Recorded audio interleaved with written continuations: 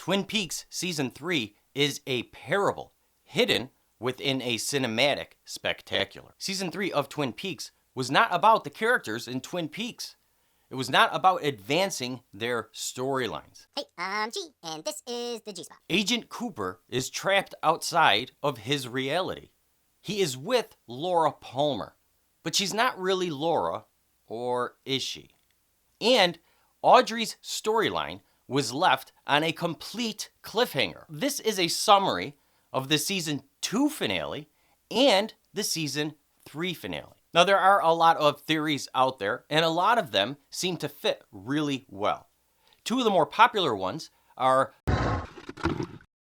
this is a Lynch movie, this is how his movies end, which I disagree with.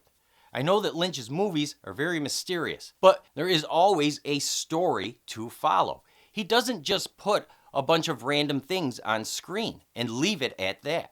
That would never make a good movie. No, there is a story within Twin Peaks Season 3. Now, Mulholland Drive is a good comparison. It feels a lot like Twin Peaks.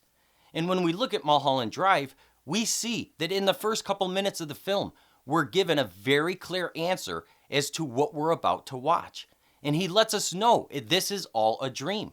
A lot of people feel that Season 3 of Twin Peaks is just a dream. But you can't find a single point in the entire season where they signal to you that what you're about to see is a dream.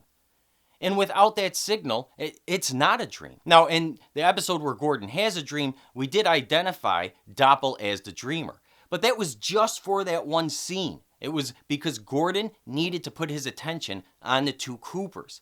Doppelganger being the dreamer does not apply outside of that scene. Now, I did make another statement about Doppelganger being the dreamer, but this was only in the sense I asked, who is the story about?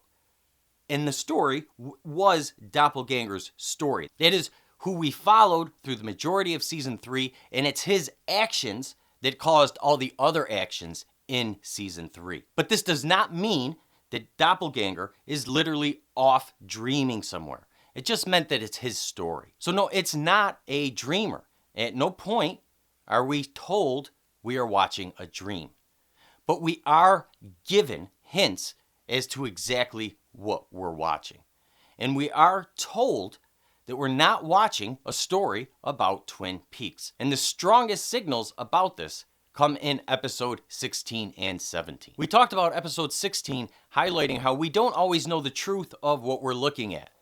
This was highlighted both with Gordon, Tammy, and Albert interviewing Diane, not realizing they were looking at a tulpa, that they were watching a tulpa, and it's highlighted even more in the final scene.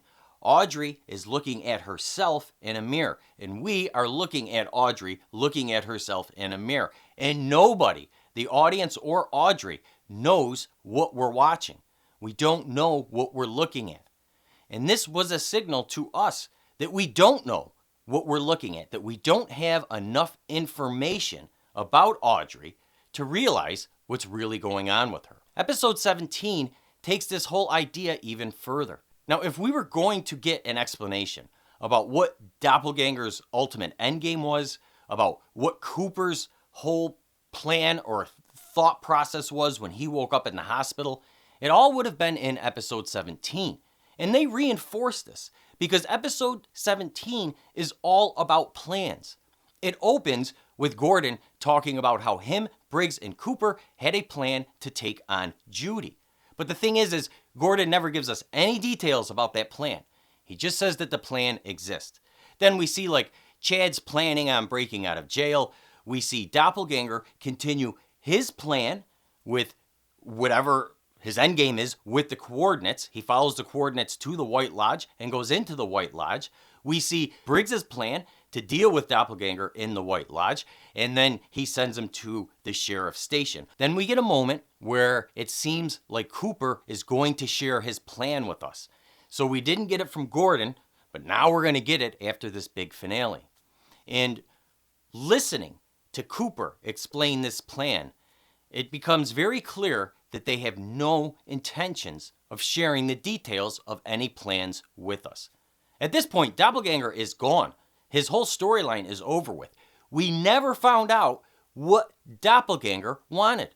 We don't know what his purpose of getting those coordinates really was. Here we are, ready to listen to Cooper tell us what the plan was all about. It's when Bobby comes in and says, "What's going on?" Cooper's explanation just denies us of so much. He says to Bobby, "Your father teamed up with Gordon Cole, who's here right now, and that's how we all got here. Now some things will change. Goodbye."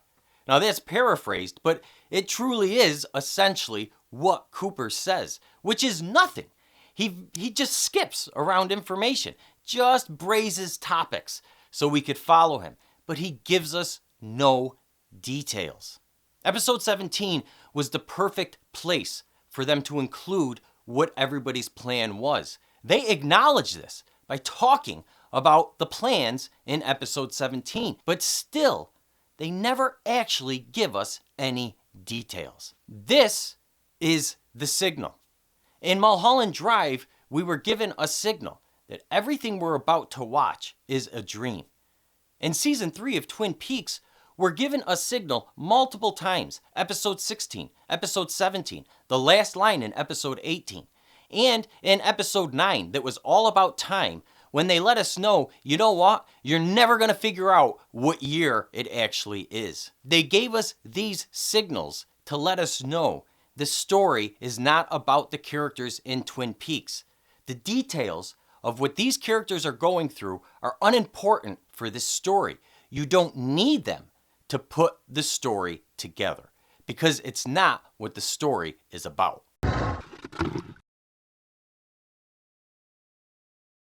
After the big meeting, Cooper goes about his plan. And again, we don't know exactly what his plan is, but we see Cooper attempt to save Laura. It's hard to say if he actually succeeded. But what we do know is one of the very few pieces of solid information that we have about the world of Twin Peaks was taken away from us. That fateful morning, she was found on the shore. And we don't even know if it happened anymore. I mean, it may have happened. Who knows what happened? If Cooper prevents Laura from being murdered that night, well, Bob's still in Leland, and the Black Lodge still wants Laura, so maybe it just happened a week later. Maybe Cooper arrived to town a week later. Or maybe Cooper made an alternate timeline at that moment. It's hard to say. We're never given any direct answer about any of it. This story was not about us learning about the things in Twin Peaks. A good 90% of the things we witnessed in season 3 were all red herrings. They had no importance to the story whatsoever. If the story was not about Twin Peaks, what was it about? Is it future or is it past? This is the key to understanding what story we actually watched. This is a funny question because there is an answer to this question. But all season long, I've been applying the question to Twin Peaks, searching within Twin Peaks. Are we watching the past of Twin Peaks or the future of Twin Peaks? And could not come up with an answer to it. But if we take this question and put it in real life, in our lives, the answer to it is neither. It's never the future and it's never the past. It is always now. You never have been or never will be in the past or in the future. You have always and will always be in the now. And that is the answer to this question. It is neither the future or the past. It is always right now. It becomes very interesting because there was this real life aspect to season 3 of Twin Peaks. Like seeing Monica Bellucci in The Dream, and that she actually played herself. The best way to try to pinpoint a date in Twin Peaks was by using a real life calendar. And there was more in the season that caused people to ask repeatedly, why are we seeing real life within the world of Twin Peaks? And so we begin to see a pattern of real life within the show, including this question, which is one of the most dominant phrases repeated throughout this season. So they've clearly told us that we are not getting any information about characters within Twin Peaks. And now they're sending quite a few hints that real life has something to do with what we're watching. there's another connection to real life. And to me, it's the strongest connection they gave us. I've seen it said a few times and I completely agree. Episode 17 was the finale. And episode 18, was kind of like a mini Fire Walk With Me movie. And like Fire Walk With Me, episode 18 really hammers home the answers to what was this all about and what is the resolution of the story. Because we really do get a lot of resolution in episode 18. The part of episode 18 that again makes you think of real life is the closing line from Agent Cooper, which is, what year is it? When Cooper said this, it blew my mind away. What year is it? How are you asking that question? I've been asking that question all season long, and quite frankly, Cooper, you're the guy I thought was going to answer it for me. But he ends it. He's so lost, he doesn't even know what year it is. Oh my God. That was an unbelievable ending. But point being is, it is no coincidence that Cooper is asking the same question we have been asking all season long. It's not that they hid the year from us. It's not that we have to work to figure out what the year is. Nobody knows what year it is, including the main character of the film, who's generally the guy that knows everything. Even in the beginning of season 3, when the fireman gives Cooper all these strange clues, Cooper's response is, I understand. Because Cooper's the guy who has all the information. But not even Cooper knows what year it is. And either do we. I could not help but to be completely struck by the fact that he was asking the biggest question that we have been asking. We could look at Cooper from the beginning of the season with the meeting with the fireman and at the end, and we could see how much change Cooper has gone through.